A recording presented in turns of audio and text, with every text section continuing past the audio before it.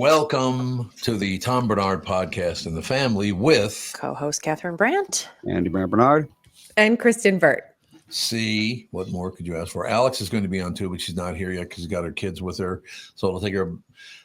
Kristen actually predicted that Alex would get here just in time for the show to end. Get all settled in just in time for the show to end. That could be. Just like, good morning. And you'll be like, it's time to wrap up. That is a possibility. Kristen Burt Entertainment News brought to you by North American Banking Company. Go to nabanco.com to learn more. Member FDIC equal housing lender. This segment is sponsored by North American Banking Company. Go to nabanco.com to learn more. Member FDIC equal housing lender. So what's the latest with Kristen? Catherine and I made a mistake of watching a little of the national news because it just came on. Oh, dear God. Oh, no. Oh, my God. We need controls. Andy, why didn't you put controls on his TV while you were down there? We should have, yes. You need a router level block. There was a family in Massachusetts, I think 4 or 5 kids, something like that. I think they had 5 kids. 5 kids, refused to have them vaccinated. So they arrested the parents and put them in jail and took custody of the children. Well, and I think that they said there was a religious exemption, which is allowed in every state. Absolutely. Right. So it's very odd that a doctor could have that happen. That seems really weird. Were the kids ill by any means? Or No. were they going to public school? Doesn't matter. Yeah, I don't know if they were going to public school or not. Yeah, I didn't know if there was like some type of outbreak or something at the school or. Nope. Doctor just decided that he needed to do this. That's weird. It's very weird. But we've got the story about the dog. Have you heard about this story, Kristen? I know we were talking about it pre-show, but this seems very sweet. It's very sweet. There's a dog named Buford who lived in Arizona, and every night he lived on a ranch, and every night before they all turned in, the dog would go and patrol the area. Well, this child, a 2-year-old child, had been missing for 16 hours. That's a long time for a 2-year-old out in the elements. Mm-hmm. And nobody could find it. Well, Buford goes and does his little rounds and comes back with the kid. 7 miles, apparently, from where the child lives, which does not seem possible that a 2-year-old could walk 17 miles even in 16 hours. 7 miles in 16 hours. Yeah, I mean... That's a long way. I mean, that's a long way for a 2-year-old. Most 2-year-olds just learned how to walk. Right. And also, I mean, that makes you think when they're gone that long too, you think that they've been kidnapped. Like you think someone physically taken them at that point. Maybe somebody did. God. And let them go or something. I don't know. It's just a crazy story. Never know per se. Because is a 2-year-old going to be able to cobble that story together? Probably right. Not. I know. But this dog, he's just kind of an older, chubby dog. Just brings home this toddler. Fat. He's very fat, isn't he? He's Anatolian Pyrenees, and he probably weighs about 80 pounds. Yeah, big dog. Well, he just comes back with this little kid. The owners must have been. I mean, can you imagine like your dog comes in for the night and he's like, I brought a friend. Mm-hmm. Got this child. Yeah. So anyway, I thought it was a great story. There's a lot of questions about it. Child's in good condition. I'm sure dehydrated, but otherwise for okay. 16 hours, right? I mean, most toddlers can't make it without a snack in 3 hours. So but they weren't injured or anything. They're okay. No, apparently it sounded like it. How did the dog know where to take the kid? Yeah, the dog just did its rounds. Remember when we had the Jack Russells? They knew our farm perimeter. They would just go run around it and come back home. They do. My cat herds people. Animals have certain instincts that you cannot tamp down. Mm-hmm. Yeah, they do. Well, anyway, it's all true. A feel-good story to start out. Yep, we like on this Good Friday. On Good Friday, isn't it? Yeah, and then we watched a couple of new shows. We watched an episode of the John Hamm one. Was it Friends and Neighbors? I was hoping you guys had started it. I thought it was great. Tom was like, "Man, we'll see." Yeah. I think you have a ham problem. Oh, a ham problem. There you go. I think he doesn't like ham. After Fargo and this, I'm concerned about your ham issue. Yeah, I didn't care for him on Fargo. That is true. Oh. And this show is just like every show that's coming out of Hollywood now. It's about, people not, hooking up socially and all that stuff. And this woman's leaving this guy, and then this guy comes in, and it always has to be biracial now. That's the other thing. What show is this? Who's? Oh, Your Friends and Neighbors on Apple Friends and TV Neighbors, Plus. Friends and Neighbors. Your Friends and Neighbors, yes. I think I'll get to like it because I do like John Hamm, but it's just that same old Hollywood thing now. It's like, oh God. And then we watched The Bondsman, which Michael Bryant said he was watching. Oh and my God. I think he was lukewarm on it, but you really liked it, right? I really liked it. Well, first of all, I like him anyway. He used to come in, he and his wife used to come in and do the show with me at KQ. And just the nicest guy in the world, nicest couple in the world, actually. But have you seen or heard anything about this, Kristen? Oh, with Kevin Bacon? Yeah. It's Kevin like Bacon's a great actor. He is a great actor. I feel like he is so underrated. Like he should be that actor that is sitting in the seats at the Oscars with a lot of these people, and he's not. And I always find that kind of strange. Well, that he can pull off this role is tough because it's a very, it's implausible, obviously, but he also is funny. He's doing a lot with this role. He is. Yep. Kevin Bacon's social media is also on point too. Just really like leans into like who he authentically is. Sometimes he's playing guitar. Sometimes he's just like dancing with his wife, but you actually get an authentic feel for who he is. Not that he's putting on airs or pretending to try and be a celebrity. He's like, I'm just Kevin Bacon. And people really, really, really like him. Doesn't he live on a small farm somewhere in the Northeast or something too? He does. And, he and Kira Sedgwick, his wife, they've been married. Right. They got married very young in their 20s. Both have been very successful, lost their money in the Bernie Madoff scheme. Lost it all. Yes. Lost it all. They had their entire fortune in that. And they don't like to talk about it. And this is why I like them. They said, we don't want to talk about it because we lost our money in our 40s when we were still able to make it. Well, that's true. That's good. They said, we don't want us to be a case because there were people in their 60s, 70s, and 80s that didn't have that same opportunity that we did. Yes, absolutely. And by coincidence, I didn't even know that actually, but by coincidence, Catherine and I were just talking about the fact that people are such money-grubbing pigs now, more than they've ever been. They will steal from the blind if they get a chance. As we're talking about John Hamm and Kevin Bacon, now everyone's a money-grubbing pig. Well, Madoff brought that up. Yes, I know, but we're on pork. Everyone's ham. Yeah. Bacon. Honest to God, my thing was, and I'm always very upfront about all this whole situation, and I know that Hollywood just has got to get everybody across the board. They've got to be joined in, and they got to. I just don't think it's a good idea that now everybody who gets divorced in Hollywood, the wife ends up with a black man. I mean, do you think black people are going to like the fact that, so black men do nothing but ruin relationships? I mean, that's basically what they're saying. Who are you talking about? Who are you talking about? I have that show that John Hamm is on.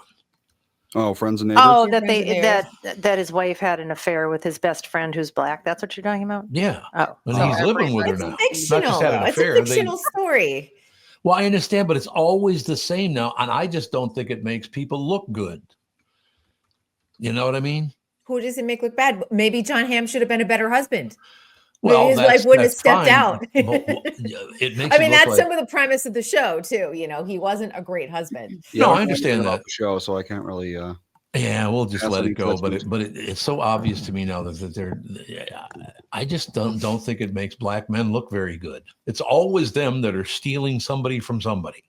I don't know why Hollywood wants to do that. It makes. If I were black, I would be pissed off about that. Well, there are actually a lot of black people who are not happy about the weird sexualization going on surrounding. That's exactly what I'm talking about. 100%. I didn't even know that, Andy. You have the Kardashians who have co-opted. No question about black culture, dating black athletes, and that was a narrative that has played out a lot in the public because of the Kardashians. Yeah. Yeah, I mean, who cares who ends up with who? But they're making people look bad. I just, ugh. Well, I mean, it's TV. It's basically just a collection of stereotypes and a. But it could just, we don't know what the script looked like. It could have just been like she has an affair with someone, and that actor stepped in, and he was the best one for the role. He doesn't talk much yet. He talked a couple times, but he hasn't said much, or you don't really know much about him yet. He's and of course he's an NBA player. Yeah, he's an NBA. That's the other thing. He plays basketball. But see, that's exactly it. You have to understand that that's the point of the story, though. Do you know what I mean? Like they're playing into the stereotype of it all to be like, okay, great. I've got this husband who's earning all this money and I've got this great life, but I'm stepping out on him. And of course, I'm going to go totally outside the box of what my world is. All right. Yeah. Of what my country club world is. So I suppose that is true, but I don't know. I just think Hollywood gets one thing in their brain and they just can't get rid of it.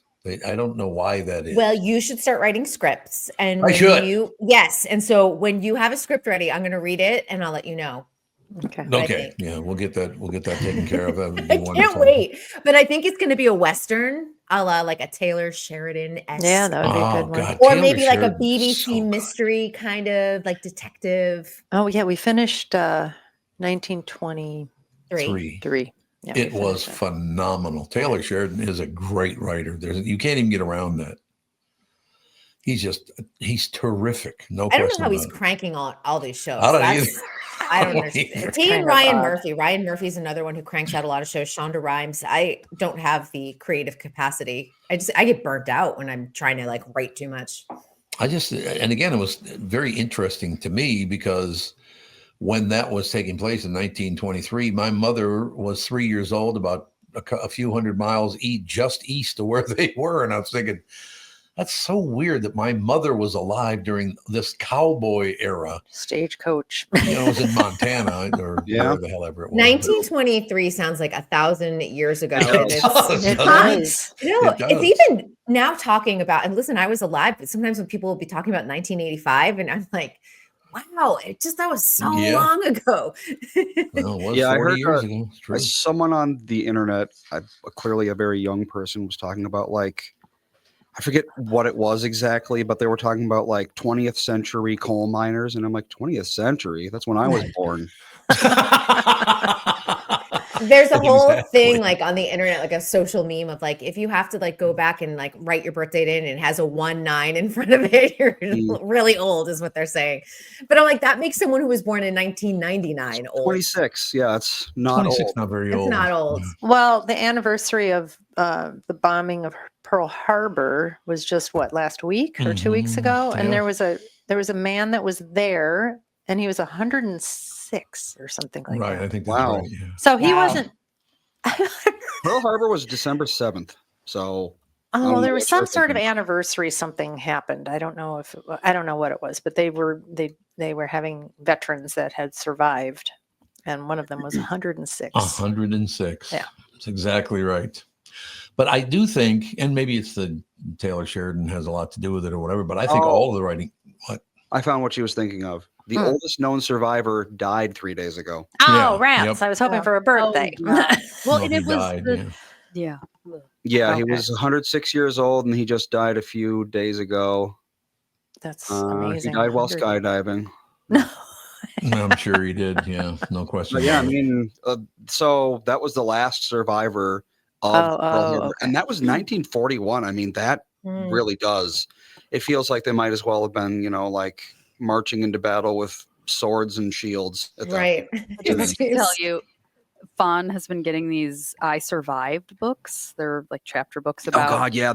I saw some of those. They're real events that happened in history, but the characters are fictional people. Also, it's a fictionalized retelling of the event. Pretty much. Yeah. Okay. So they can't get sued. There's 1,000 of Good them. idea. There's so many of them. And Fawn got one about the Great Molasses Flood of 1919. Oh God, yeah. Yeah. Wild. Molasses flood. Yeah. This gigantic tank. Oh, yeah. Of molasses in Boston. Just Fawn want to put on a headset. Yep. Headset would probably be easier. Here, Fawn comes over here. Yeah, when you think molasses, you think slow. Not in this case. No, because it was hot. The molasses was kept in this. I mean, it's 1919. The tank was not put together very well. It was just sheets of metal, like put together with some screws, and then there was like tons of gallons of molasses in this thing, and it started to boil on the inside. Yep. And then the whole tank I exploded. think it caused a levee. Yeah. Yeah. And Let's then see. it There was were like a 2.3 wave. million gallons of molasses. Yeah. What? Yeah. In one tank? Apparently, they used it to make bombs. Potentially, Bombs? I don't know. In the book, They were made to produce ethanol.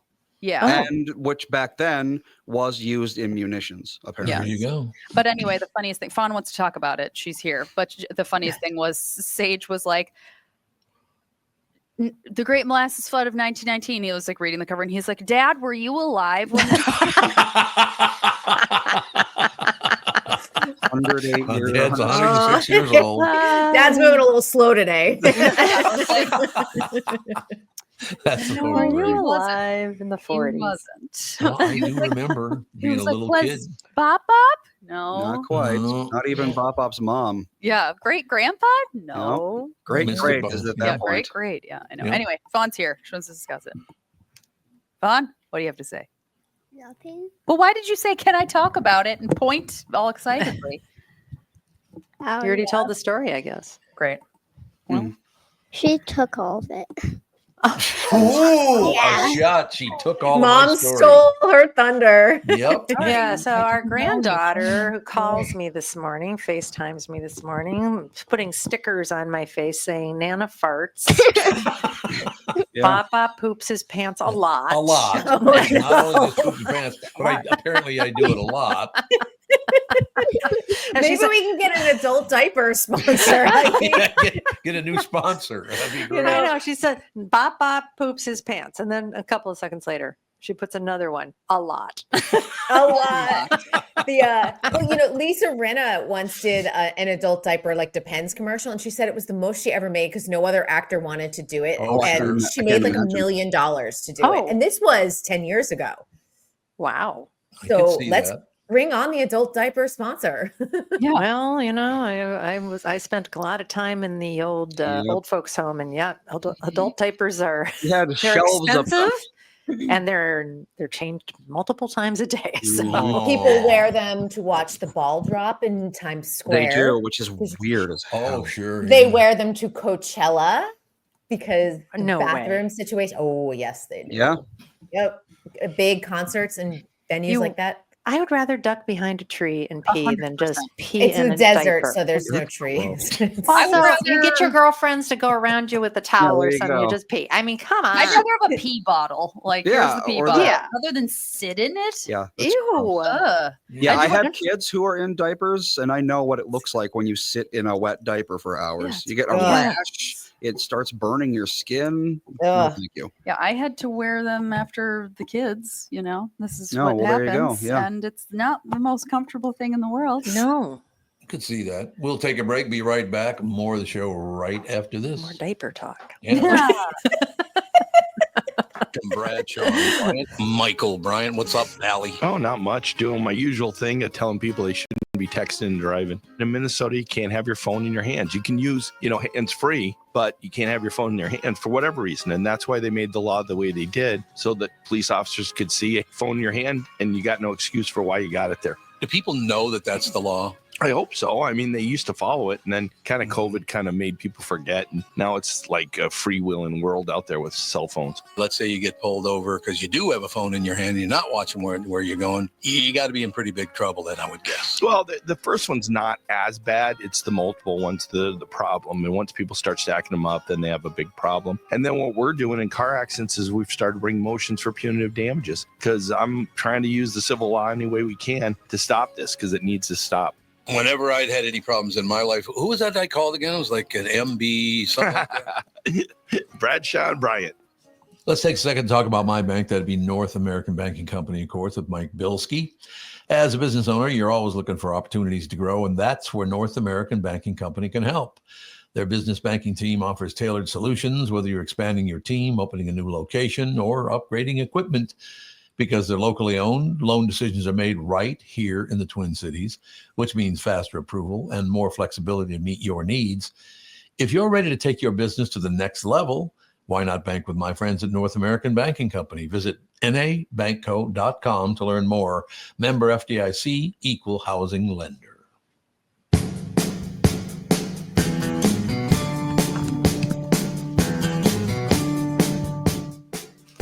You know how Michael Bryan is always talking about people talking on the phone, and that his mission is to get them to stop doing that. Yeah. Apparently, in Minnesota, there was a police department that used a crane with a camera, and they nailed something like 41 people in a short period of time talking on the phone In their car. While driving a car. But yeah, Great. I mean, that's brilliant, because if you just put a crane on the side of the road, no one's going to think anything about it. And they'll just think, Right. oh, they're building something or they're replacing something. And then there's a cop up there taking pictures of you. Can't deny it when you got a phone up to your face. They've got to stop. Physically holding the phone, Yeah. not like wearing an earpiece or having it piped through your, okay. Exactly. Who doesn't have Bluetooth in their car? Like, what are we For doing? real. Hey, we just drove on the turnpike up to Orlando and back, and we saw people with their phone right here. Oh, yeah. Right in front of their face, staring at the phone, going 90 miles an hour. Yep. It's true. Wild. Yeah. I don't know why you'd want to do that. You're endangering yourself. It's really stupid, actually. Yeah, or just the speaker. If you don't have Bluetooth, just put the speaker on. Put it down. Yeah, or an AirPod. You can wear one AirPod. Yeah. Back in the early 2000s, before every car had Bluetooth, that's what we did. We had those little earpiece thingies. Mm-hmm. And we all thought we were very cool. Well, you have to understand something, though, that our school system is telling everybody how important and special they are. And then, of course, all the other areas too. It's like you be you. It's all about, well, every time you turn on the television, you see some Hollywood jackass talking about, I'm an astronaut, not a passenger. Oh no, but the blowback from this is well deserved. This one, yes. I will not even defend as the entertainment reporter. And we've talked about it multiple times.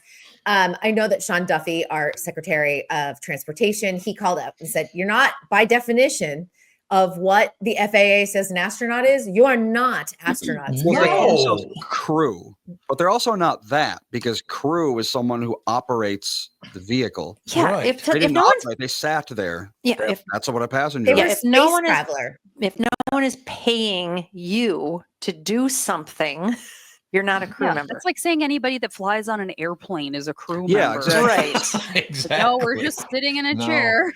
And I think 2 of the women were actually doing some type of science experiment, but they didn't come out until like 3 days after the actual flight happened. And it's interesting watching the blowback. I mean, Gayle King got very defensive about it. And I just thought, and I'm very surprised, because she's always been someone who will champion the smaller person. And I'm like, nope, you just put yourself right there in the billionaire bubble. And there was no penetrating that. I was like, you're not getting anyone defending you on this. Well, and Katy Perry, I hope this brings the world together because of what I did. Yeah. Why would you going to space make anyone care about I'm anything? just so important that when I do things that are important, I know. the whole world will stop. And there is an episode of The Morning Show where Reese Witherspoon's character goes up on a Blue Origin type of space ride. Oh, yeah. And it looks like a cookie cutter of what happened on Monday. And the weird thing is the morning show was already taped. I mean, this was a prior season. So to ever watch this happen in real life, like a year and a half later, you think, wait, are we all being punked here? Yeah. Really. The clip is floating around social media, so you should be able to find it on TikTok and Instagram and things like that. But when you watch it, you'll think everything just feels like one big simulation. That's so I have a question. Insane. Why do you think it is that right now, because I've been talking about this a little bit on the show and to my friends, Austria and all the rest of it, why have people gotten so incredibly arrogant? I mean, who's teaching them that that's okay? Me. You're teaching them, Andy? I knew it. I know I it's do Andy's it in fault. secret. Yeah, There's a very strange billionaire bubble going on in Hollywood and in politics. And Jeff Bezos, like, that's the thing too. Like, we have to remember, like, the women were the face of this, but behind the scenes, it's Jeff Bezos. And if you watched the pre-flight, he's there in his spacesuit. And I'm like, why is he in a spacesuit when he doesn't need to go up? And then here's the other weird thing, because I watched so many clips of this. The women are like all strapped into their fold down seats or whatever they were. And he gets in as the voice of God, like, hello, women, you are shattering record books and blah, blah, blah. And I love you all, sending love. Like he's the last voice that they hear as they go up into space. And I'm like, again, he's not pioneering this mission because there are people who know how to operate all of this scientific equipment. Right. Aerospace. Yeah. So, the women are getting the pushback, but I'm like, there are some men out there that deserve that same no doubt. pushback. Yeah. Babylon Bee posted something funny. It was crew members climb aboard the Astro Orbiter at Disney. I love that. And I have to tell you, I am so sad that it is Easter weekend and there is no new episode of SNL because there would have been nothing better than this SNL sketch. Oh God, yes. They are probably all kicking themselves that this is an off week. This is the gift that keeps on coming though from these women. I mean, I don't think they're going to shut up because they haven't. It seems like they haven't learned to just stop talking now. And I'm going to tell you right who can just not talk. It seems. That's true. Well, and we're going to have this talk again, you guys, in June, the weekend of like June 24th to 27th, I think somewhere around there, because Jeff Bezos is marrying Lauren Sanchez, who was also on that space mission. So we will have some obnoxious billionaire wedding talk. Oh, they'll probably get married in space. They're getting married in Venice, Italy, at the height of tourist season, which has already been a huge issue. Oh God, that's a lot of locals are very upset. I suppose that's probably the venue's not upset. Yeah, they can charge them whatever they want. Well, they're probably going to be paying $50 million for this wedding. I have a question for you. I have a question for everybody. What did Jeff Bezos invent? All he did was take everybody else's ideas and use them. I mean, he was very smart to buy what he bought. Don't get me wrong. Bezos is Amazon, right? Yeah. Amazon. Yep. So whoever invented, I mean, it's an app that just prints money. That's all it is. Yeah, right. But he didn't invent it. He was selling books like out of his garage and then started Amazon. So, but basically what he did is put all those mom and pop stores, Barnes and Noble and everything out of business and then created his own bookstores once they were all out of business and his online presence was established. It's interesting you bring that up because honest to God, so many businesses now are going out of business. We saw a Barnes and Noble sign the other day. It's like, God, there's still a Barnes and Noble up on PGA. That store still, there's still, older people still want to. We have one in LA in a prime spot, but it's one versus when I used to love to go to bookstores and sit there for an afternoon. And bookstores smell good. Yeah. They do smell good. I don't know what it is, the paper, I guess. But I had a friend who worked at Barnes. Was it Barnes and Noble or was it the other one, Borders?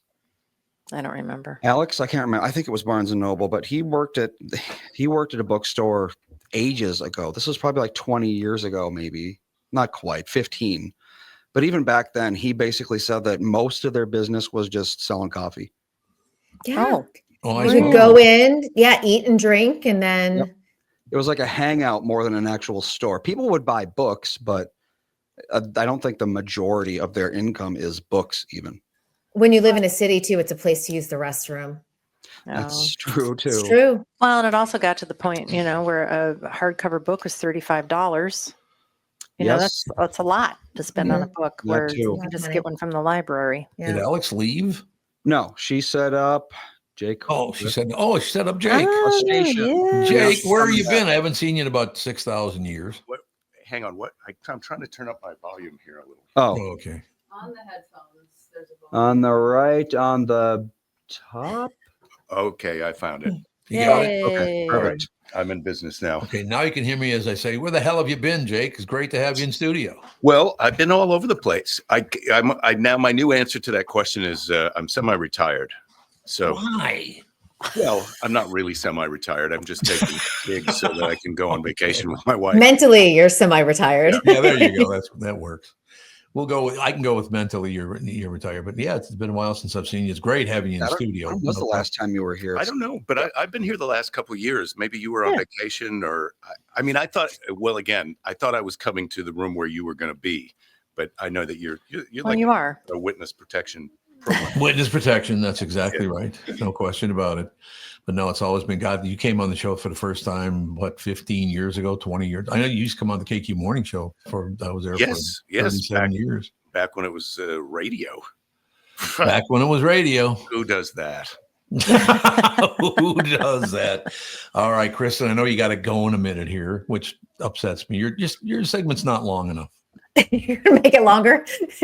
We should make it longer so you have to be on longer. But so what do you got going for the weekend? Relaxing. This is a nice holiday weekend. Oh, that's true. Easter weekend. I keep forgetting. that. Yeah. And I was in San Diego yesterday working, so I'm gonna rest my voice too. I'm a little, you spent a day talking all day. You feel dehydrated. Sure. You feel hungover the next day, even though you had no drinking. It's just not enough water, too much talking. I understand that. Well, we'll take a break, but we'll talk to you again on Monday, I hope. See you all on Monday. Have a great weekend. You too. Bye. Back. Alex, you're going to stay for the whole show today, aren't you? No, I'm going to leave at my typical time. Oh, you are? With the I got to get the kids to hold baby kangaroos. Baby kangaroo. I didn't know that and was... guinea pigs.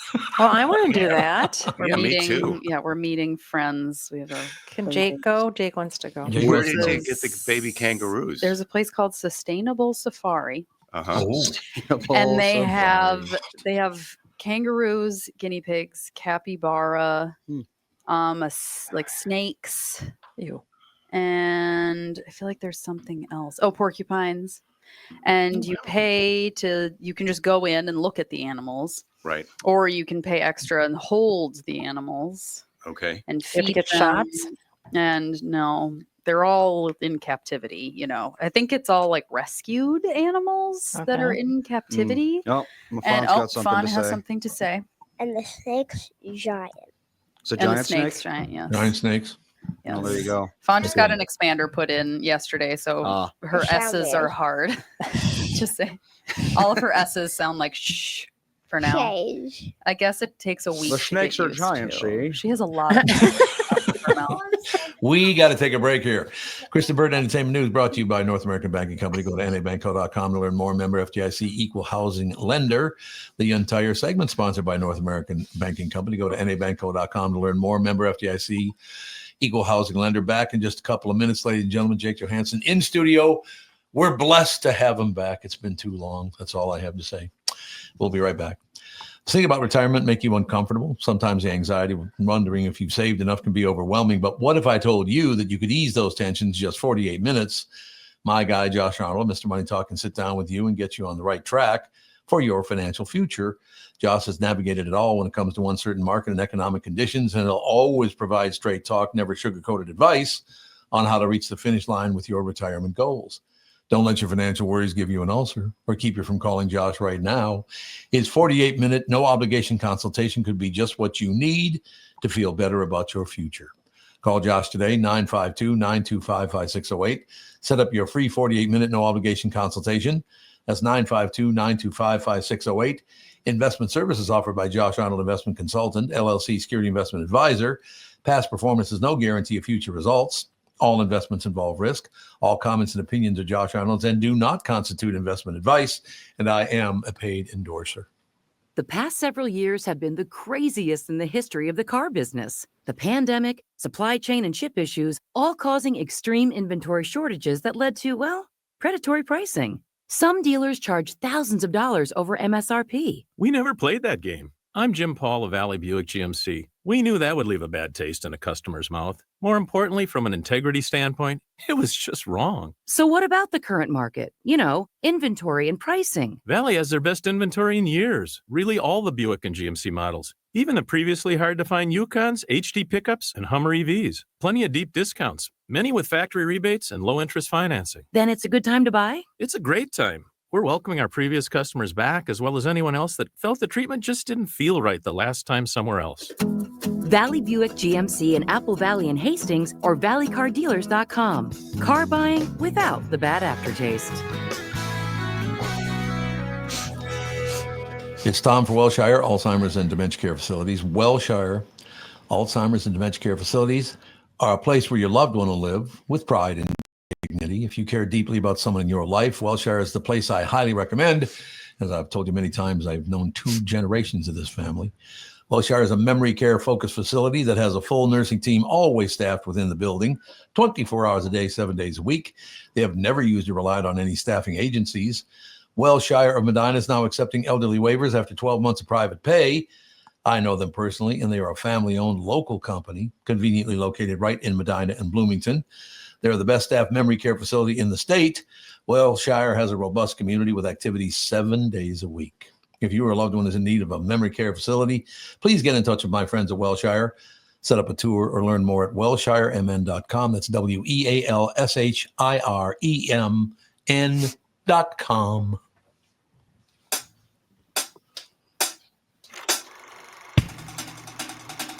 Ladies and gentlemen, Josh Arnold bringing you this portion of the show. Jake Johannsen in studio. Been many. Do you go in studios? Do all the people in the business, they go in studios because podcasting now, having your own podcast and all the rest of it, kind of eliminates the need for you to promote your show from town to town, doesn't it? You're asking me how things work now, and I'm not really sure I know. But yeah, it used to be. Well, you know how it used to be. Yeah, comics would come to town, and you do the morning radio, and that was sort of all over the country. You'd come to the city, get on the morning radio. That's how people would find out you were in town. Now I think it's more social media, maybe podcast. If you, the comedian, has a successful podcast or a YouTube channel or something like that. That's why I'm just happy when people show up. I probably ask them how they found out about it. Because I get people come to the show who've been, how people come up after and say, "Oh, this is my third time seeing you, and I brought this friend now, and I should be asking more questions." So, how is comedy now? Is comedy as fun as it used to be? Is it harder? Is it easier? It's still a super fun job. It's still a super fun job. The part where you go on stage and you talk about whatever's on your mind, and people laugh and validate your point of view. That's awesome. But then it's the backstage, offstage part of it that keeps changing and is the hardest to keep up with. Yeah, because you've got all these new jobs. You got to figure out how to film yourself or record yourself to make a podcast, or then promote yourself. I've got on my to-do list to kind of research how to buy Facebook ads, which I've done. I've bought Facebook ads before, but what's the best way to optimize your dollars to get people to come to the show? Yeah, I know, it's kind of exhausting. Yeah, well, I didn't go into this because I wanted to be an entrepreneur. That's very true. You didn't want to work. I started comedy because I just like goofing off at night in bars. Yes, I understand that. For some reason, my phone's ringing in my pocket. I don't know why. You would think they don't know what you're doing. Look, it even says scam likely. Oh, God. That too. I would say I'm probably getting 2-to-1 scam calls versus. Yeah, I know. I used to be like that. I changed my phone number and that fixed it. I changed my phone number and it was great for a while, but now it's starting up again. Yeah. You have to stop giving everybody that sends you an email about how they need money your phone number. Well, there is that. Also, yesterday, I just looked at my phone, matter of fact, about an hour ago. And yesterday I don't get as many calls as I used to. I get a few calls a day. That's about it. Maybe 10 calls a day, something like that. And yesterday, 8 of them were from numbers I've never seen before. Yeah, you're on a list. And of course, I don't answer. If I don't recognize the number and you don't identify yourself, I'm not going to answer the phone. You give one person money for something, and you're done. What about the texts that you get that say, "Hey, how are you doing? Hey, Jake, how's it going? Yeah, seen you in a while." Yeah, I just got I was like, well, I thought we were going horseback riding on Tuesday. Yeah. I'm like, I better press on that because sure, I make a lot of horseback riding dates. Yeah.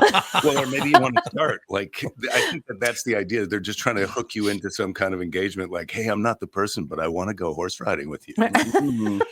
Jake, there's another segment of the population now that's 20 years removed from people like you and me. And then, these generations have changed so much from 20-year period to 20-year period to the new 20-year period. Is it difficult to make people laugh now because they just don't think the same things are funny? Or how do you figure that out now? Well, I'm just talking about whatever I think is funny or what's confusing me. And then, it still works. Hopefully it's still, what's happening to me is also happening to other people. So, right. Yeah, that's a good point. Yeah, so it's still, so that part of it's still working. I think you can't, it's hard to go through your old material and there's just a certain percentage of it. It's just like that. Just not valid now, or yeah, right. I mean, I'm not having this problem, but I do know that a lot of comics are like, oh, I can't do that joke because it's now people consider it racist or politically incorrect, or just, or not racist enough. Or not racist enough. It's usually not racist enough critique at my shows. But that's going to be a problem. Yes. Your jokes are, I'm sorry, sir, but your jokes are not racist enough. Yeah, I'm leaving. Too safe. Excuse me. Oh, God. I was told that this was going to be outrageous. That's a world that before you got here, we were just laughing about these women that went up on the space flight. Blue Origin. Blue Origin. Oh, God. They all claim to be astronauts now. They were not just passengers. They were astronauts. Well, I think that's fair. That's what I would do. If I went up in this, wouldn't you? I'd be like, yeah, I'm an astronaut now. Yeah, why not? There you go. I mean, those first ones, the Mercury astronauts, they just sat in a chair and they blasted them into space, and then they came back down. So I don't know. What I wanted to know, did they pay to go on that trip, or was that okay? Much money. So it was really just like a very expensive girl trip. Yeah. Yeah. 11 minutes. 11 minutes. Well, I've heard 9, 10, and 11 minutes. So in between 9 and 11 minutes. It depends on how much of that go up and come down time you count, I suppose. Yeah. I suppose that is true. One of my favorite things about the Mercury 13, like the first all-female. What's the Mercury 13? It's the first all-female space crew. That's what they're calling these women. Is the Mercury 13. There's not at all. No, Mercury 13. That's were men. The first Mercury 13 was 13 American women who in 1959 to 1960 took part in a privately funded research program, et cetera, spaceflight. Yes. Boy, privately funded. That, you're the person who should really be running things around here. You sound like you know a lot. That's very true. I didn't know that off the top of my head. Yes. But anyway, they like to train these women. They had them go in a sensory deprivation chamber, actually at the University of Minnesota. We have like one of the only like true sensory deprivation chambers, and like most people can only last, I think, like you're talking about the anechoic chamber. That thing, not sensory deprivation. Of course. Of course. I just get to hear. Can I just? But get it's like. Can I just get 15 seconds on what happens in the anechoic chamber? Is it dark? Are you floating in liquid? No, you're sitting there. It's a specially designed chamber that makes it so there's like no background noise at all. Yes, and it's completely black. So it's literally 100% silent, which sounds like not a big deal, but apparently you can hear your blood going through your veins. Yeah. You can hear like your stomach digesting stuff. Yes. And people just like go crazy because humans aren't meant to not hear anything. The average of everybody else in there is like 3 to 5 minutes or something before they're like, I can't do this anymore. This is too I'm losing my mind. Right. There was one woman on the Mercury 13 group that was in there for like half an hour or something because she had like 7 kids and she was like, this is bliss. Paradise. Like all right. They were like, you have to come out now, and she's like, no, can I live here now? I'm good. There's a movie there's like a documentary about them called I just called Mercury 13, but that information is in there, and I thought that was pretty funny. Yeah. I got a lot of to-do lists for this afternoon. I'm going to read up on the anechoic chamber and the Mercury 13. And I think you can book it. I mean, I think there's a waiting list, but I mean, if you want it, if you find it, you can be like, hey, can I do a set from in there? Yeah. But obviously you have to be in there by yourself, right? Otherwise you can start to hear the other person breathe. You go. They use it for they use it for like recording sound effects, that sort of thing. Because it's like, you do some Foley from in there. There's no background noise at all. It's going to sound great. That's what they use it for. Okay. Or like very sensitive, like sound-based experiments, that sort of thing. Yeah. You want to hear what a bacteria sounds like when it moves around. There you go. Andy, you could Google this. What's sure can. How long do people usually like stay Apparently in the there? record is 45 minutes. Okay. Ooh, okay. Yeah. So 45 minutes. I mean, like I said, it doesn't sound like that would be a big deal. I feel like if I went in there, I'd be like, no problem. But I mean, I also have tinnitus, so you just I feel like that would be pretty awful. I wonder if somebody like deep into meditation that they could last in there for days. I did one of those float tank things. Yeah, I did that. Yeah, where it's like black and silent and you're floating. And I felt like it took so long to get used to because you end up like bumping into the walls from you time have to kind of hold time. still and then get yourself so you're floating in the middle of it. Yeah, right? and then there's all this like you can do it with a neck pillow or without a neck pillow. You can have music, you can have no music, you can have a blue light, you can have a red light, you can have no light. Like there are all these options. So by the time I figured out how I actually liked it to be, it was over. And I was like, I Well, that's should've- how they get you. Then you got to exactly. go again. Exactly. You got to That's pay what again. I felt like. Yeah. I was like, I could go back in and then know how I wanted it, and the whole time just be like that. And I think I just probably would fall asleep. I went with my wife and I went with some friends, but we each had our own tank, obviously, right? And so beforehand, it was in Massachusetts where you're allowed to buy gummies and they sell pot stuff. So we all took a gummy. We go into the float tank and come out, and I was like, wow, I didn't realize that the gummy was really affecting when you're in the tank by yourself. Oh, I bet. You're just having this experience and it just feels like, oh, I'm alone. This gummy is nothing. And then you get out and try and take a shower. And I was like, wow, that thing, I ate too much of that. Yeah. My wife comes out and she goes, I didn't feel the gummy at all. And I said, well, how was the thing? And she goes, it was great. I was doing these dolphin dance things. And then I rebirthed. I experienced my own birth. And then I just decided I was going to see what it was like to die. And I was like, I think the gummy, I think it was. Yeah, might have been the gummy. Perhaps Credit gummy. Yeah. You know what's weird about this? Just 2 days ago, yesterday, it wasn't even 2 days ago, it was 1 day ago, yesterday, I watched an episode of Alfred Hitchcock, and it was about this very thing. The first guy that ever went into one of those tanks because he was going to be the first astronaut in space.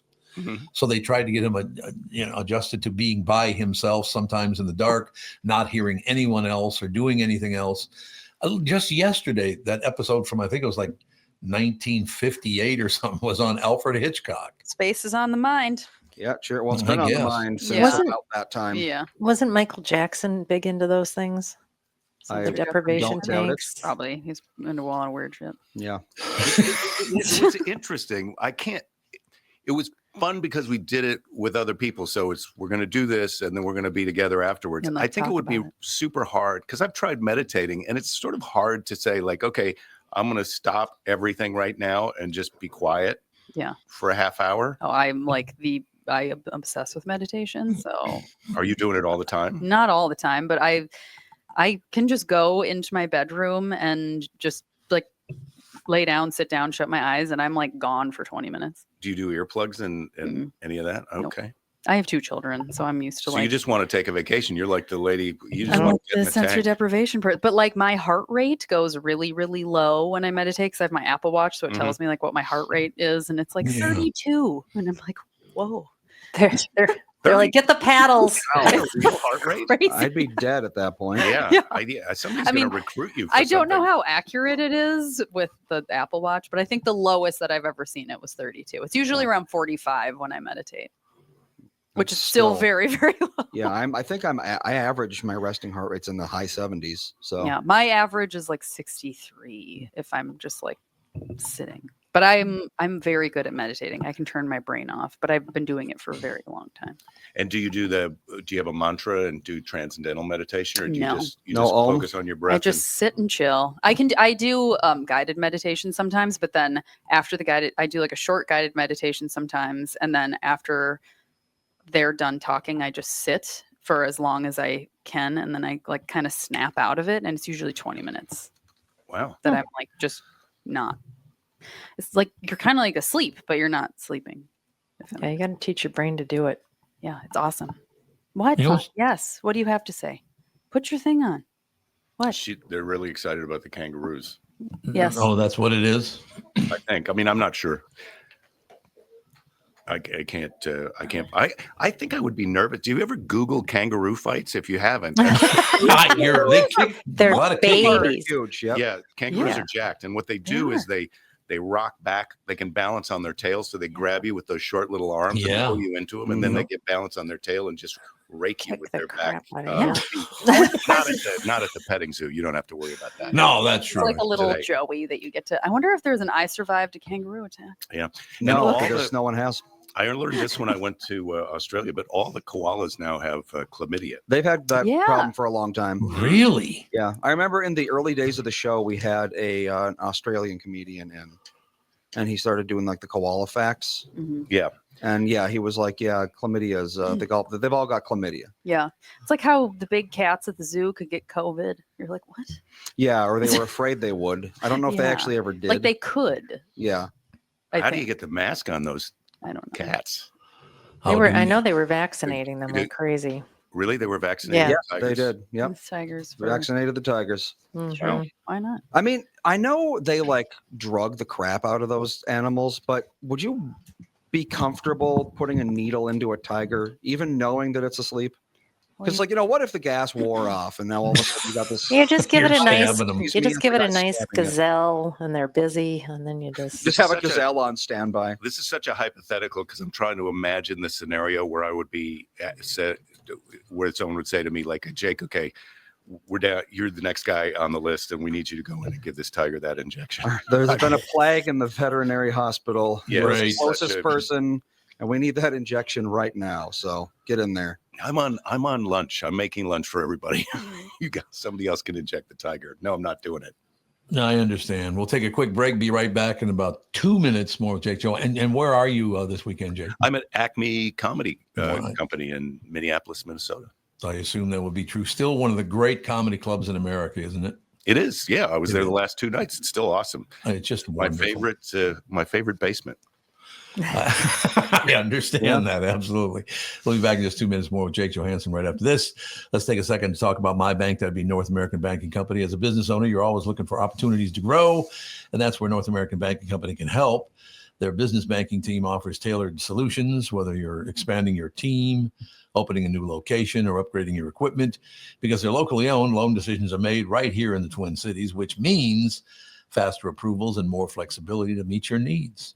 If you're ready to take your business to the next level, why not bank with my friends at North American Banking Company? Visit nabanco.com to learn more. Member FDIC, equal housing lender. Does thinking about retirement make you uncomfortable? Sometimes the anxiety for wondering if you saved enough can be overwhelming. But what if I told you that you could ease those tensions in just 48 minutes? My guy, Josh Arnold, Mr. Money Talk, can sit down with you and get you on the right track for your financial future. Josh has navigated it all when it comes to uncertain market and economic conditions, and he'll always provide straight talk. Never sugar-coated advice on how to reach the finish line with your retirement goals. Don't let your financial worries give you an ulcer or keep you from calling Josh right now. His 48-minute no-obligation consultation could be just what you need to feel better about your future. Call Josh today at 952-925-5608. Set up your free 48-minute no-obligation consultation. That's 952-925-5608. Investment services offered by Josh Arnold Investment Consultant, LLC Security Investment Advisor. Past performance is no guarantee of future results. All investments must involve risk. You know that. All comments and opinions of Josh Arnold do not constitute investment advice. I am a paid endorser.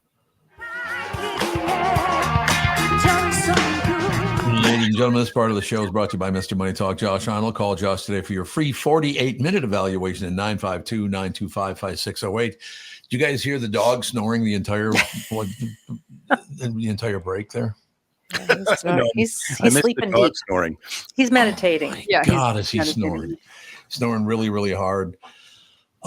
Jake Johannsen in studio with us, ladies and gentlemen, at Acme tonight. You're going to be there tonight, tomorrow night as well, right?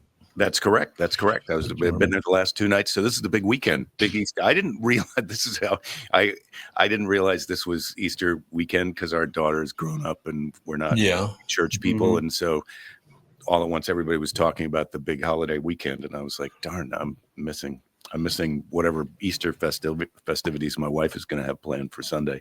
Whatever it is. Maybe maybe we'll have the Easter egg hunt when I get home. Jake, I'm not going to mention who it is, but you developed a friendship with a very, very famous actor at one point, correct? Yeah. Well, I don't want to mention who it is because I don't think it's kind of an acquaintance. Yeah, sort of a friendship as much as you can with someone who's that famous. Yeah. But I mean, you used to travel and see him, and he would come and see you, and all the rest of it. And I just. I don't know if you stay in touch because I understand his health is not that great anymore, and it makes me sad. No, we haven't been in touch in a long time. And, you haven't? Okay. But, we haven't been in touch for a long time, and I understand he's kind of been off the. He just hasn't been communicating except with his immediate inner circle, I think, for the past few years. But I mean, I remember sitting down in studio with you many, that was, God, I don't know how many years ago.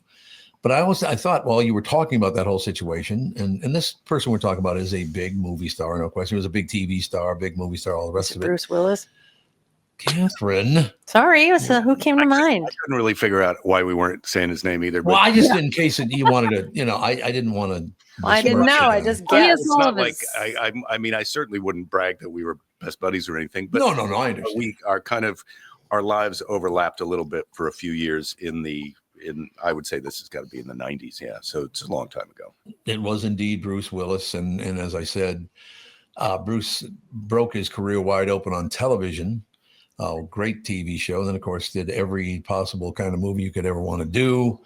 I only got to talk to him a couple of times because he did not do a lot of interviews.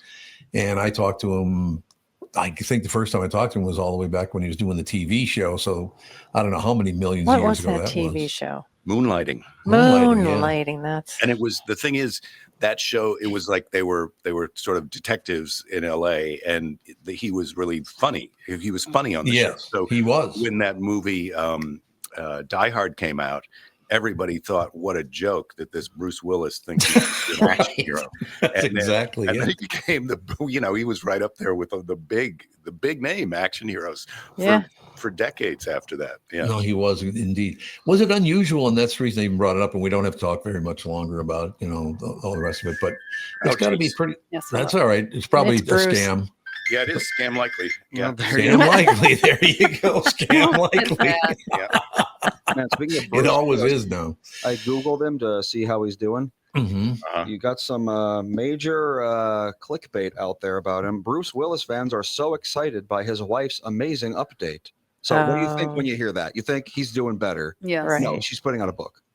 Oh, she's putting out a book. Okay. Yes. I mean, Good it's like, for that's him. fine. I don't blame her for putting out a book, but to report it like that, it's like they knew what they were doing. Yeah. Pretty they scummy, did. I think. I can't blame her for that, though. Well, no, No. of course not. No. I agree with you. But I do remember, Jake, I don't know how many years ago, that must have been, 10, 12 years ago. Maybe it was that long ago. I don't really remember. But I thought that's really fascinating, because when you're on the road, you're doing comedy, you're acting, you're being in TV shows and all the rest of it, or you're doing a morning talk show. It's been on the air I was on that talk show for 37 years. Holy moly.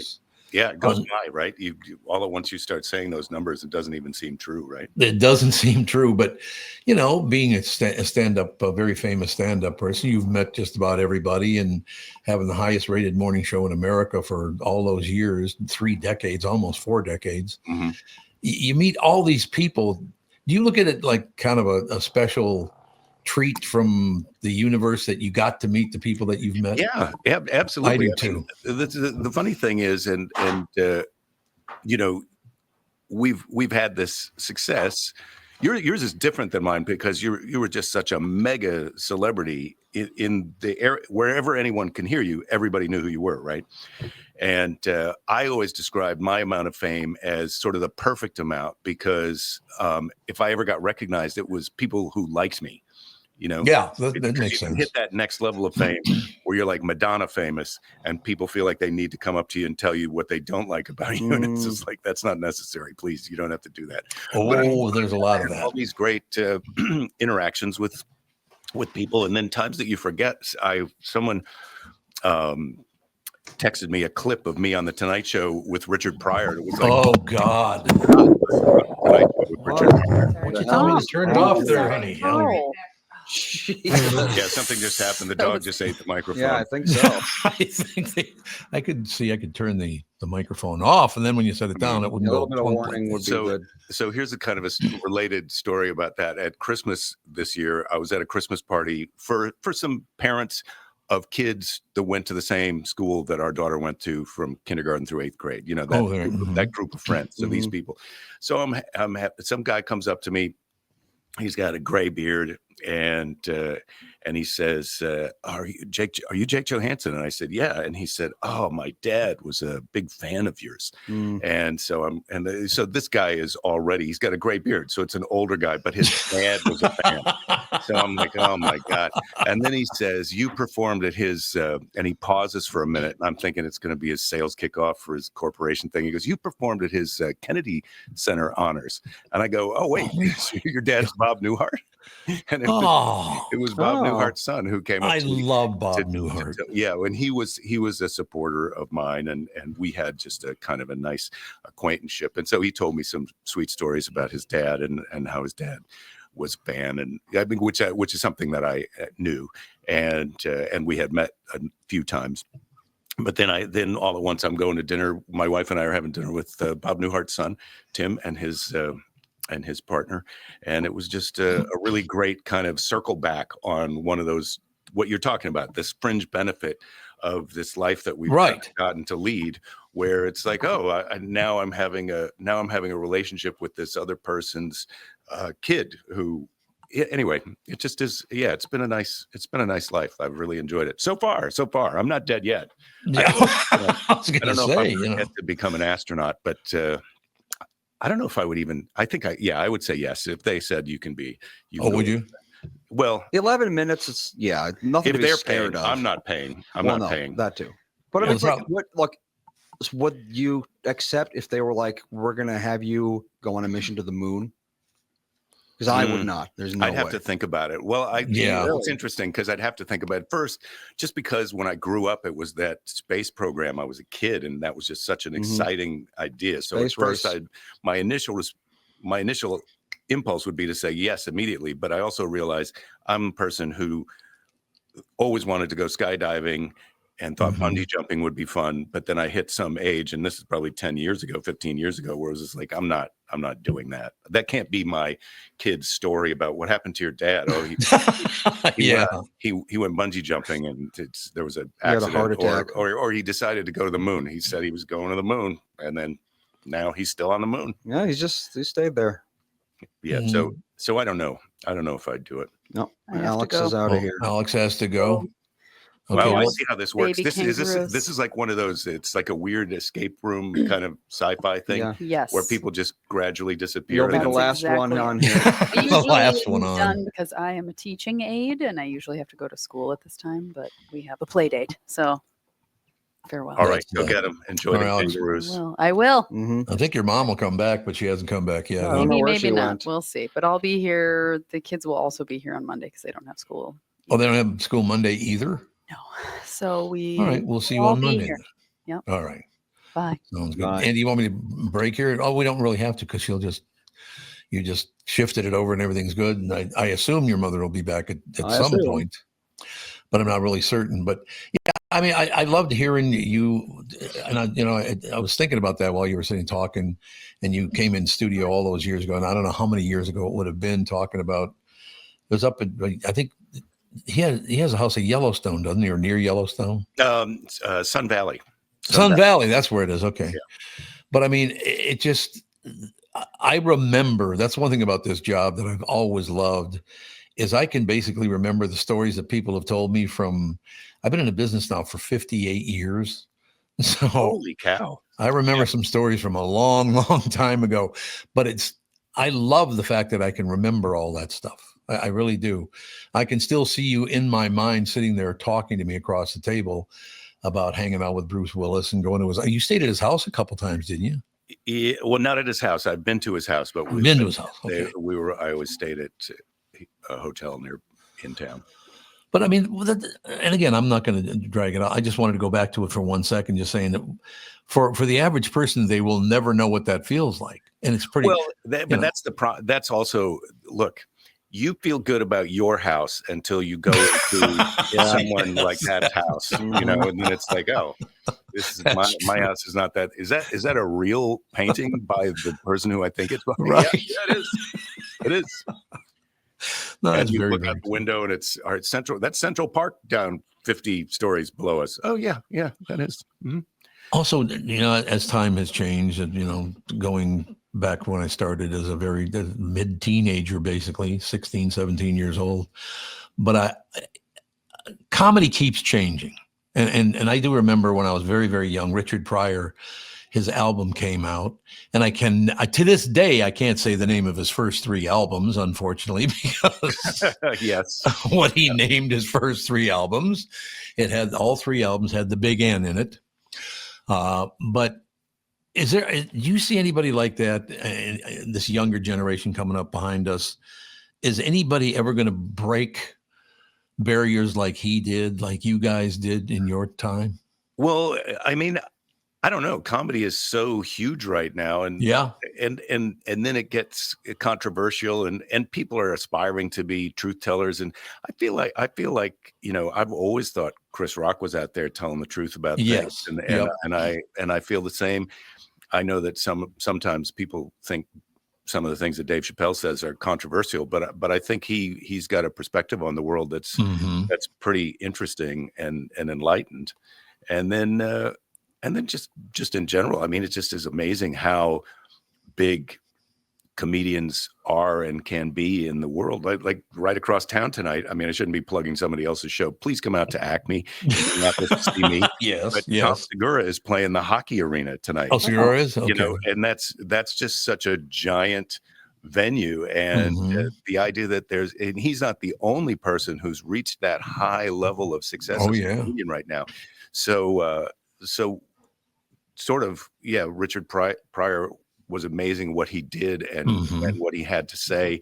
But now so many comedians have got a voice. I mean, people rely on comedians to get a lot of their news. The Daily Show, Jon Stewart at the Daily Show made that into a giant thing. And of course, regardless of how you feel about the guy, Joe Rogan, comedian, UFC cage fighter, commentator, had a huge part in this last election. He did no question. I've never seen him do comedy. Is he good at comedy? I saw him do comedy years ago when we were both at Aspen together, and he was amazing. He had a bit that was just like he took a hold of the crowd and just that's good. But now he's so big. Of course, you can watch his specials on Netflix and draw your own conclusions. But he's at another level now, where it's. Sometimes people get so famous and they have such a loyal and enthusiastic fan following that when you're watching their show, what you're watching is their fans enjoy someone who they've got this giant context of all of his material, whereas you might be coming in for the first time and just kind of getting the tip of the iceberg or trying to drink out of the fire hose, and you don't really understand the giant context of what he's up to and what he's been doing over all these years and all that.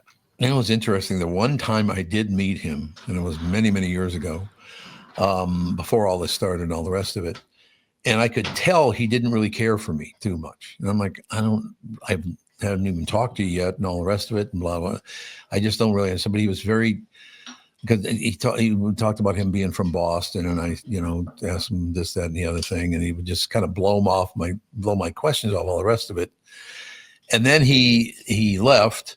And on the way out, I just kind of felt bad that he wasn't comfortable and didn't like really being on the show. And the guy who was with him, and I don't know if it was his guy or it was a guy from the comedy parade or whatever the hell it was, but he explained to me that Joe Rogan does not like bigger men. He just doesn't, because he's not a very big guy. Tough guys who are not big guys do have a problem with that. Yeah, So I know that he's a black belt in jiu-jitsu, and I've seen pictures. He's pretty fit. He is, absolutely. I don't think he's got anything to worry about from. No, I don't either. But some people are like that.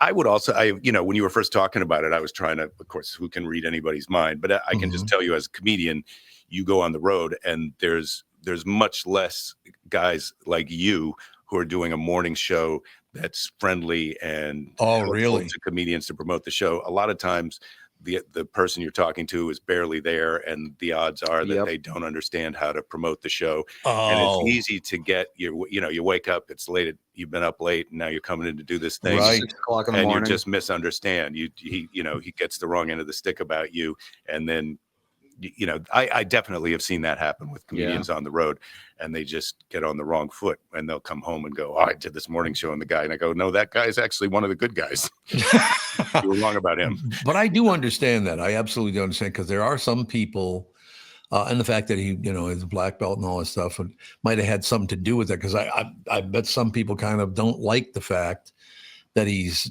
well, now he's really successful, but he was successful at that time as well. So, yeah, there are some radio people and television people that really have no idea how to interview anyone.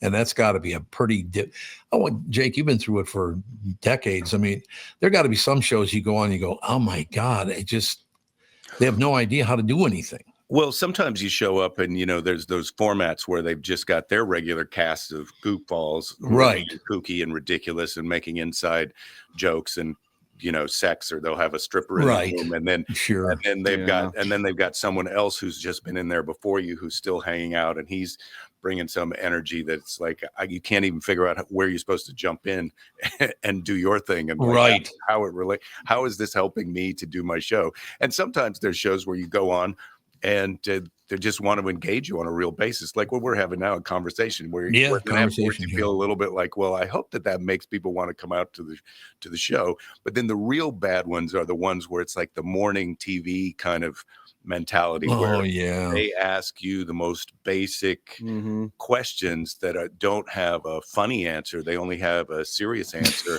and it's not like interesting. And then they barely pay attention to you while you're talking, because they're looking at your notes about the next thing. And then all at once they're promoting or reading some ad in the middle of the conversation that you're having. You can't figure out what's going on. So yeah, there's a lot of different experiences. So Jake, how'd you get the name Jake? There you go. That's exactly it. You always start by saying that's a good question. I have noticed that. Yeah, that's a good one. You just brought back a phenomenal memory for me, because, like I said, all these years in the business, all the rest of it. One of the first times and he was from the Twin Cities originally, Louis Anderson, and I really, really miss Louis, because the whole family became really good friends with Louis. But the first time I had him on, I was joking around with him. We're having a good time and all the rest of it. And then we went out and grabbed a bite to eat. And Catherine was there, my wife, who just got back in. And he looks at Catherine. I'm sitting at the table. And he looks at Catherine and he says, "Catherine, is Tom always so self-involved?" It's like, gee, thanks, Louis. I really appreciate that. I really appreciate it. Wow. And she says, yes, thank you. When a comedian's saying that, you must have really, I don't know what you were up to, Tom. It's Louis being a pain in the ass. That Louis always was. I adored that man. He was such a great guy. He became part of the family, basically, because, he just was one of those kind of guys. Don't you think, Catherine and Andy? If you turn on my mic, Oh, that's right. Well, as long as you're not going to slam your headphones and your mic. I all of a sudden had an allergy attack, and I was like, nobody wants to see that. I suppose not. Fair enough. We'll take a break and be right back. You got 5 more minutes, Jake? Yes, I do. The show's not for another 8 hours, I think? Well, no, it's 7 hours and 18 minutes. No, there you go. So we'll come back for just a few more minutes. I don't want to take up all your time today. You've got lunch ahead of you and all the rest of it. So. Yeah, it's an exciting afternoon I have planned. No question. We'll be right back in a couple of minutes. Close it out with Jake Johannsen right after this. Does thinking about retirement make you uncomfortable? Sometimes the anxiety for wondering if you saved enough can be overwhelming. But what if I told you that you could ease those tensions in just 48 minutes? My guy, Josh Arnold, Mr. Money Talk, can sit down with you and get you on the right track for your financial future. Josh has navigated it all when it comes to uncertain market and economic conditions, and he'll always provide straight talk. Never sugar-coated advice on how to reach the finish line with your retirement goals. Don't let your financial worries give you an ulcer or keep you from calling Josh right now. His 48-minute no-obligation consultation could be just what you need to feel better about your future. Call Josh today at 952-925-5608. Set up your free 48-minute no-obligation consultation. That's 952-925-5608. Investment services offered by Josh Arnold Investment Consultant, LLC Security Investment Advisor. Past performance is no guarantee of future results. All investments must involve risk. You know that. All comments and opinions of Josh Arnold do not constitute investment advice. I am a paid endorser. Okay, here's the deal. you're listening to us, your customers are listening to us, and they'll hear me promote your business. Here's the deal. The Tom Bernard Podcast attracts thousands of listeners who are loyal, engaged, and ready to support their business they trust. Our podcast has helped numerous businesses increase traffic, sales, brand recognition. We're not just about ads, we're about results. Whether you're a local business or a national brand, we offer custom advertising packages designed to fit your unique needs and goals.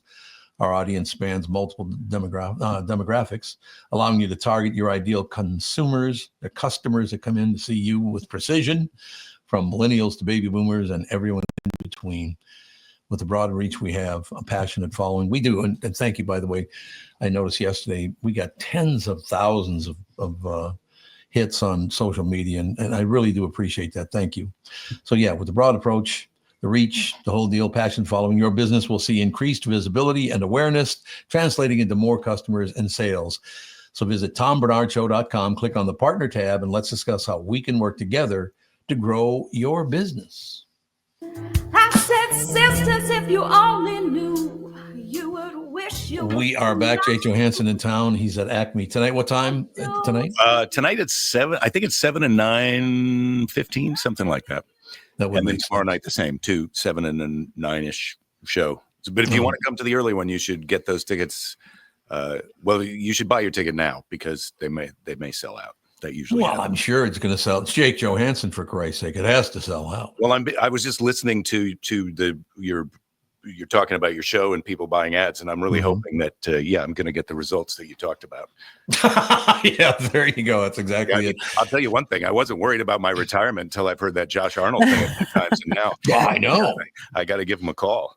Give Josh a call. He's a good guy anyway, so it all works out in the end. But no, we talked about this a bit yesterday, and people were kind of surprised, but I told everybody yesterday I'm probably going to retire in about another 18 months.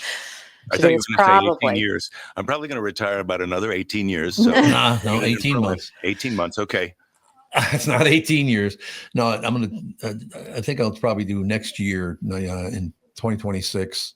November 7th is my birthday, but it's on a Saturday. So I think I'll probably be leaving the show on November 6th of 2026. And the only reason I even bring it up is because there have been some people, and social media blew up last night talking about this, and it was very nice of you people to do that. But some people have said, well, we've been listening to your show. I mean, my father listened before I was even born. I'm like, yeah, I suppose that's true. You don't think about that kind of thing. Yeah, it's a long-time relationship. I got a feeling. I got a feeling that you might go down to once a week or something like that. I think so. I think semi-retirement. Really? Like I said, semi-retirement. That's where it's at now. You just take it down. Just take it down to a level where you can still have your relationship to your fans a little bit, and they still know what you're up to. I mean, what are you going to do? What's your plan? When you say you're going to retire, that means you're going to stop doing this, and then you'll have more time to do what? Annoy Catherine. Oh. We already do plenty of that. So do plenty of that. A mission accomplished there. How many hours a night do you sleep? Is it usually about 8, maybe a little more? And then the time it's going to be just all annoy Catherine, right? Catherine, print this out. Send this to my accountant. Jake, you'll like this, I think, because it's just open and honest and all the rest of it. But we were talking yesterday, someone was a friend of ours that stopped drinking, or there was something about drinking alcohol that came up. We started or stopped? I can't remember why the subject even came up. But then Catherine, of course, had to give me, because I stopped drinking, 14 years ago? You were watching an episode of Alfred Hitchcock, and there was this, the Cops. You were watching Cops. Yeah. And there was some guy that was so hammered and so out of control. He just, Jesus Christ. Wait, is that what made you quit drinking, Tom? No, but it made Catherine made a smart ass. No, and you said something about, I never act like that. And I'm like, you didn't? Didn't you? So I stopped drinking about 14 years ago, and luckily for me, it was not a problem. I just gave it up, and Andy and I were talking about that the other day. That I stopped one day, and that was it. And I haven't had a drink since, all the rest of it. But Catherine loves to remind me once in a while. You remember that time when you used to drink? Only when you get sanctimonious. You'd come home and I'd meet you at the front door and you'd look at me and go, "You don't love me anymore." Yeah. Wow. Yeah. Yeah. Wow. Yeah, that's not a marriage helper. Yeah. That's not. No. It was usually It's not a good conversation. One bottle of wine in the old "you don't love me" started. It was more than one bottle of wine. I usually, if I'm advising people who are drinking and also married, I would say you start with "I love you." Yeah, that's better. See, that's a great idea. Yes, I knew works out you got me better. covered on that one. So I should have gone, Catherine, I hope you understand how much I adore and love you. That would have been better. You're right. Yeah, just go on a big TED talk about how awesome they are. Yeah. But I will tell you, one of the things about that was completely different is you're out at a bar or whatever, and everybody's going to know, like, it's Jake Johannsen or it's Tom or whomever. They're going to know who you are. So they do come over because they can see you've been drinking. And some of them think it's funny to annoy you while you've been drinking. Oh, so wind you up a little bit. Yeah, wind you up a little bit. It's a very good way to put it.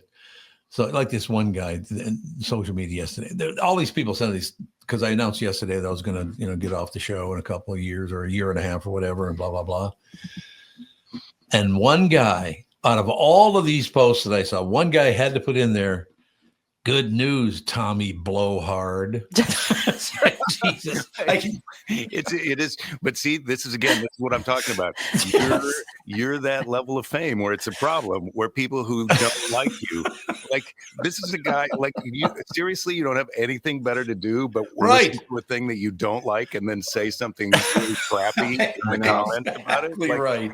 Why don't you go talk to the people you like? I'm just minding my business on this corner of the internet. Well, that's the whole thing about social media. It's like there are these people that live to complain. Oh God, yes. About the same thing. Yep. Over and over. It's just like, man, don't you have a life? Well, I They think half don't. the time they're just trying. He may not even really think you're a blowhard, but he thinks if he says that, then you'll respond to him, and that'll make it day for you to go. Yeah. I guess pretty much true. What are you going to do? But Jake, I'll tell you, honest to God, how many years now?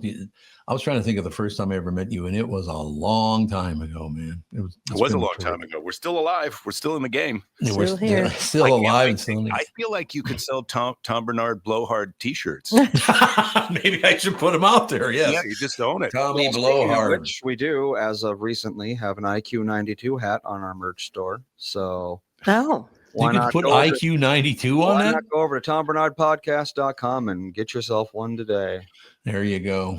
See, I don't know anything about that stuff, but Jake, I hope. Well, they're probably right. I'm probably going to end up coming in once a week or whatever. And I yesterday I said I wouldn't do that either, but now after talking to all these people, that's what I keep on saying. Just wait 48 hours. You never know what's going to happen. Yes, well, you might love having all that time free up, but I can say I was just doing a small little thing on Facebook Live during the pandemic, and then I kind of wound it down and stopped doing it once the pandemic was over. But then I still have people who watched that come up to me at shows, and I keep thinking, I want to go back on and just talk to my fans. And you got that in such this giant level of all of these people who care about you and listen to you all the time. Sweet.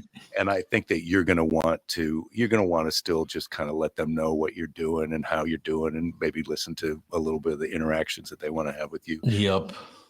Yeah. After one day, I think I'm beginning to realize that already. Just one day after mentioning I was going to fold up the tent, it's like, well, I might poke in once in a while, pop into the studio. Yeah, don't fold the tent up. Don't fold the tent. You can't fold up the tent. Just leave the tent up in your backyard. There you go. Out there. Jake, your times tonight at Acme? 7 and 9:15 tonight and tomorrow. Right. 7 and 9:15.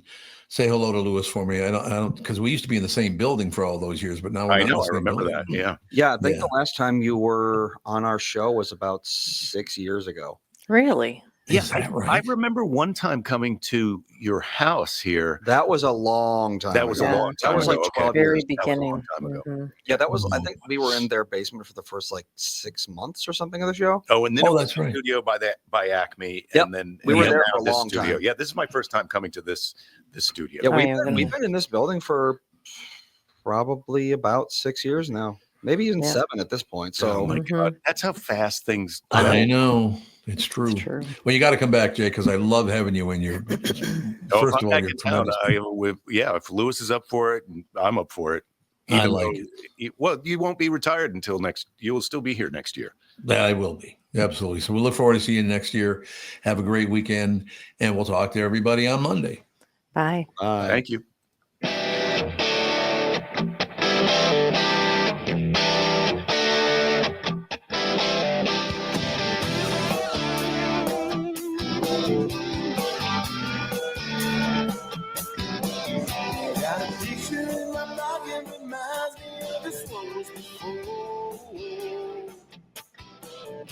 Every time I hear the same reminds me how you talk in my door.